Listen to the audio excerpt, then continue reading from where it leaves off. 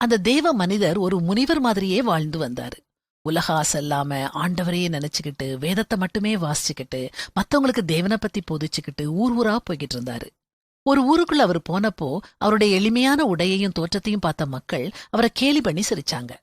வாழ்க்கைய வாழ தெரியாதவர்னு சொல்லி கிண்டல் பண்ணுனாங்க. பக்தர் அமைதியா இருந்தாரு. மக்களோ தங்களுடைய செய்கையால தாங்களே மனம் நொந்து அவர்கிட்ட, ஐயா, நாங்க உங்களை இவ்வளவு அவமானப்படுத்தியும் நீங்க அமைதியாலாம் இருக்கீங்க, அமைதியா மட்டுமா சந்தோஷமா வேற இருக்கீங்களே, அது எப்படின்னு கேட்டாங்க. அதுக்கு தேவ மனிதர் சொன்னாரு, நான் இந்த ஊருக்கு வர்றதுக்கு முன்னால இன்னொரு ஊருக்கு போயிருந்தேன். அங்க உள்ள மக்கள் ஆளுக்கு ஒரு இனிப்பு பொட்டலத்தை எடுத்துட்டு வந்து என்கிட்ட கொடுத்தாங்க. நான் இனிப்பு சாப்பிடறத நிறுத்தி பல வருஷம் ஆயிருச்சு. அதனால அவங்க கொடுத்தத நான் ஏத்துக்கிடல.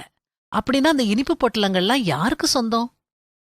யார் யார் கொண்டு வந்தாங்களோ அவங்களுக்கு தான் சொந்தம்னு மக்கள் ஒரே குரல்ல சொன்னாங்க.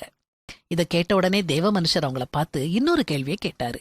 இப்போ நீங்க செஞ்ச அவமானங்களையும் நான் ஏத்துக்கிடல. அப்படின்னா இந்த அவமானங்கள் யாருக்கு சொந்தம்? எங்களுக்கு தான் அப்படின்னு சொல்லிட்டு மக்கள் தலை குனிஞ்சாங்க. ஆமாங்க, உங்களோட அனுமதி இல்லாம உங்களை யாரும் தாழ்த்திட முடியாது. அதனால மத்தவங்க அவமானப்படுத்தும் போதும் கோபப்படும் போதும் அவசரப்படாதீங்க, ஆத்திரப்படாதீங்க, நிதானமா இருங்க. உங்க மனச சலனமில்லாம வச்சுக்கிறதுல தான் உங்க வெற்றி அமையும். மனுஷருடைய கோபம் தேவனுடைய நீதியை நடப்பிக்க மாட்டாதேன்னு பைபிள்ல போட்டிருக்குது.